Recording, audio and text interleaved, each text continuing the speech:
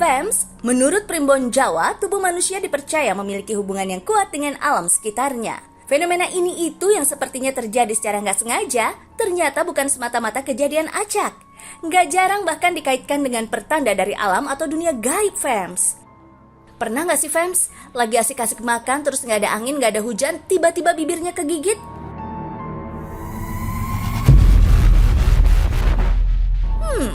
Ternyata kejadian gak disengaja ini ada artinya loh, Fams. Pertanda yang akan terjadi di masa depan. Wih. Konon, bibir tergigit bisa jadi tanda kalau ada orang yang gak suka. Bahkan bisa jadi orang tersebut membicarakan keburukan kamu di depan orang lain. Sedangkan mitos baiknya, katanya, bibir tergigit bisa jadi sinyal kalau ada orang yang lagi memikirkan alias kangen. Masih pagi udah ada yang rindu aja nih. Duh, luka lagi ya. Udah lagi kak. Ada yang ngomongin nih. Kenapa sih? Ini kamu ada yang ngomongin nih. Tapi Fams, pertanda tadi emang cuma mitos belaka ya. Belum ada penelitian pasti yang membuktikan adanya keterkaitan bibir dengan diomongin orang, apalagi dikangenin.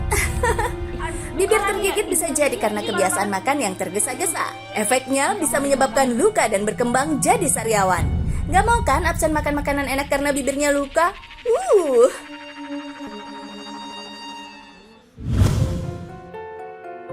Fams, sering garuk-garuk telinga karena gatal? Bisa jadi kamu bakalan dapat kabar baik atau kabar buruk.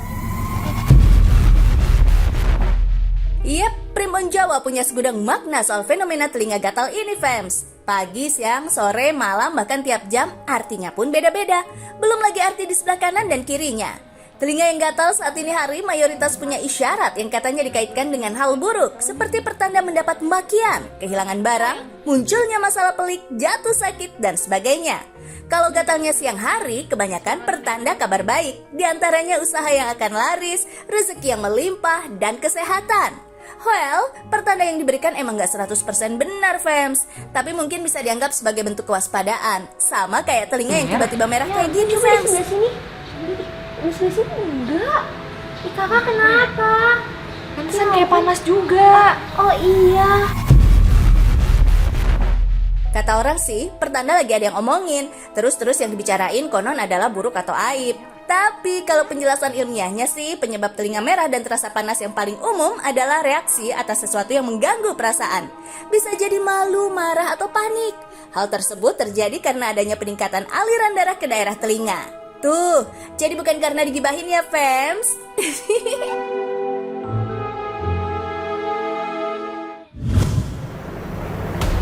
Kalau tadi yang tiba-tiba gatal adalah telinga, hidung ternyata ada maknanya juga nih, Fams. Beberapa tafsiran menyebutkan kalau hidung yang gatal merupakan pertanda kedatangan tamu atau mendapat kenalan baru. Tamu yang dimaksud katanya sih orang yang gak pernah dikenal sebelumnya gitu, Fams. Ada juga yang meyakini fenomena gatalnya hidung tiba-tiba adalah isyarat datangnya kabar gembira dalam waktu dekat. Kabar baiknya bisa saja berupa kesuksesan, kesehatan, atau hal-hal positif lainnya. Ya, namanya juga mitos, jadi percaya nggak percaya sih, Fams. Tapi kalau menurut medis, jika hidung gatal terus-menerus ada baiknya untuk segera dilakukan pemeriksaan ke dokter. Pasalnya, hidung yang gatal bisa saja disebabkan oleh virus, alergi, iritasi lingkungan, sinusitis akut yang mengakibatkan radang dalam selaput lendir, hidung kering, hingga tumor hidung.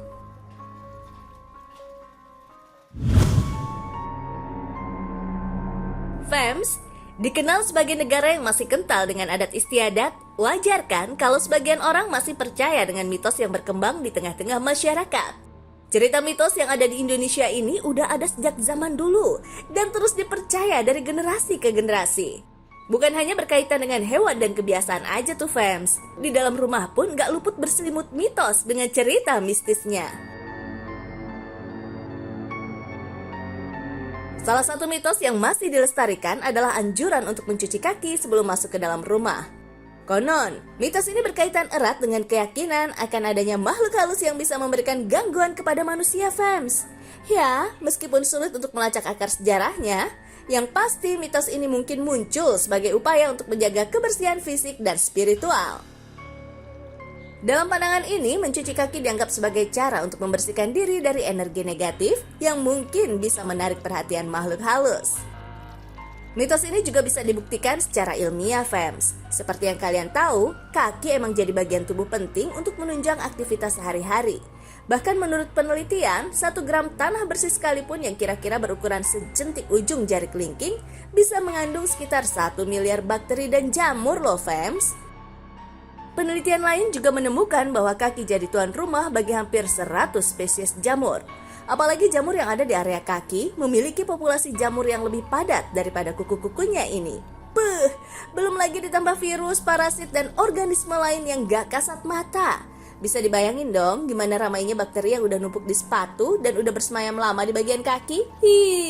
Makanya banyak yang percaya bahaya gak cuci kaki sebelum masuk rumah dari luar akan sama seperti kalian yang gak cuci tangan setelah dari toilet.